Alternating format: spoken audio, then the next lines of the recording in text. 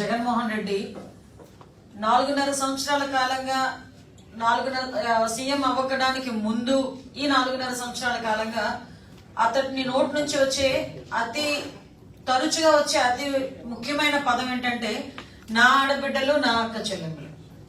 అరే నా ఆడబిడ్డలు నా అక్క చెల్లెములు అనేటప్పుడైనా కనీసం సిగ్గు శరం ఉండాలి అన్న విషయాన్ని కొన్ని గణాంకాలు, అదేవిధంగా కొంతమంది reports, at the same time కొన్ని జరుగుతున్న సంఘటనలు దృష్టి పెట్టుకొని కూడా ఆ పదాలు ఉపయోగించడానికి అతను అర్హుడా కాదా అనే సంగతి కూడా అతను కూడా ఆలోచించుకోవాలి. అట్ ద సేమ్ టైం ప్రజలు కూడా ఆలోచించుకోవాల్సిన అవసరం ఉంది.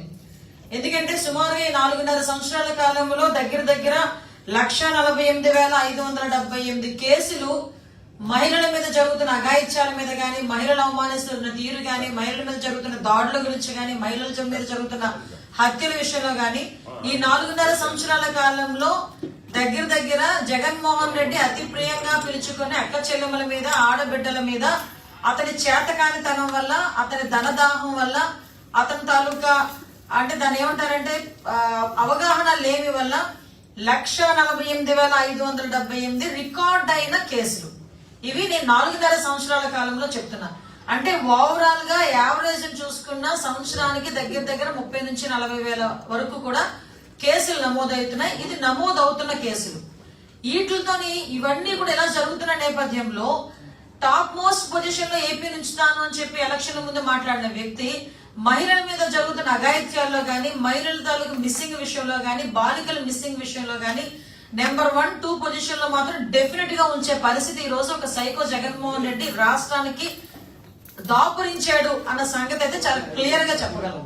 ఎందుకు దాపురించాడు అన్న పదం ఉపయోగించాల్సి వస్తుందంటే నిజంగా ఎంత దౌర్భాగ్యమైన పరిస్థితులు ఈ రోజు రాష్ట్రంలో నిన్న ఆడబిడ్డలు ఎదుర్కొంటున్నారు. అతని వివర్షంలోనే మనం వెళ్దాం. ఇదే అక్క చెల్లెములు, ఇదే ఆడబిడ్డలు ఎంత దారుణమైన పరిస్థితులు ఎదుర్కొంటున్నారంటే ఈ రోజు ఒక టూరిజం డెస్టినేషన్ రాబోయే కాలంలో ఈ రోజు వచ్చేస్తాను పెట్టిబేడ పట్టుకుని, రేపు వచ్చేస్తాను పెట్టిబేడ పట్టుకొని అని చెప్పి పెట్టిబేడ రెడీగా పెట్టుకుని ఏదో ఫ్లైట్లు దొరక ఇంట్లో కూర్చున్నట్టుగా కూర్చున్న వైజాగ్ రాజధాని ప్రాంతానికి నేను వచ్చేస్తాను అని చెప్పి మాట్లాడుతున్న ఇదే ముఖ్యమంత్రి, టూరిజం డెస్టినేషన్ అని చెప్పి ప్రగల్భాలు పలికే ఇదే ముఖ్యమంత్రి ఈ రోజు వైజాగ్ లో పొట్ట చేత పట్టుకుని పక్క రాష్ట్రం నుంచి మన రాష్ట్రానికి వలస వచ్చిన ఒక కుటుంబాన్ని రక్షించాలనే పరిస్థితి.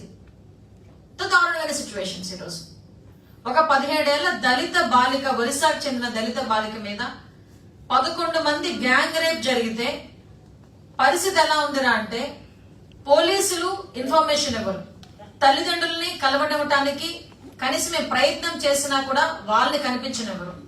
ఇప్పటికీ ఆ ఆడబిడ్డ ఎక్కడుందో ఎవరికి తెలియదు.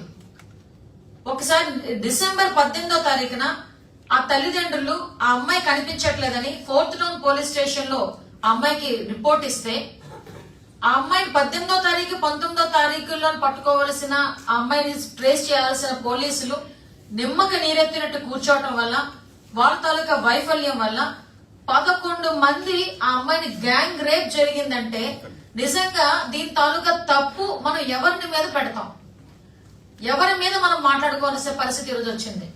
దీనికి బాధ్యత గవర్నమెంట్ తీసుకుంటుందా, పోలీస్ వ్యవస్థ తీసుకుంటుందా, నా అక్క చెల్లెములు నా ఆడబిడ్డలు అని చెప్పి ప్రగల్భాలు పలికే ముఖ్యమంత్రి తీసుకుంటాడా? దళితురాలను అయి ఉండి కూడా నేను హోమ్ మినిస్టర్ గా ఉండి పనికిరాని ఒక హోమ్ కే పరిమితమైన మినిస్టర్ అనుకుంటున్నా ఆ హోమ్ మినిస్టర్ తీసుకుంటారా? ఏదో దొంగలు పడ్డ ఆర్డర్లకి కుక్కలు మొరిగినట్టు ఇక్కడ ఆల్రెడీ కేసు ఫైల్ చేసేసిన తర్వాత మహిళా కమిషన్ అతి ముఖ్యంగా స్పందించేసి సుమోటాగా తీసుకున్నాను ఈ కేసుని అని చెప్పి మాట్లాడుతున్న పరిస్థితి చూస్తూ ఉంటే జనాలు ఏమైనా ఎర్రోలు అనుకుంటున్నారా? నిజంగా చాలా బాధ అనిపించిందండి. డిసెంబర్ 30వ తారీఖున రాత్రి ఈ విషయం ప్రెస్ లోకి వచ్చినట్టుంది. ఐ థింక్ సో 31 మధ్యాహ్నానికి మేము అరెస్టు చేశామని చెప్పి పోలీసులు చెప్పారు. 31 మధ్యాహ్నానికి మా మహిళా కమిషన్ చైర్పర్సన్ అప్పుడు నిద్ర లేచినట్టుంది. మరి బయటకు వచ్చి నేను సుమోటోగా తీసుకున్నాను ఈ కేసుని,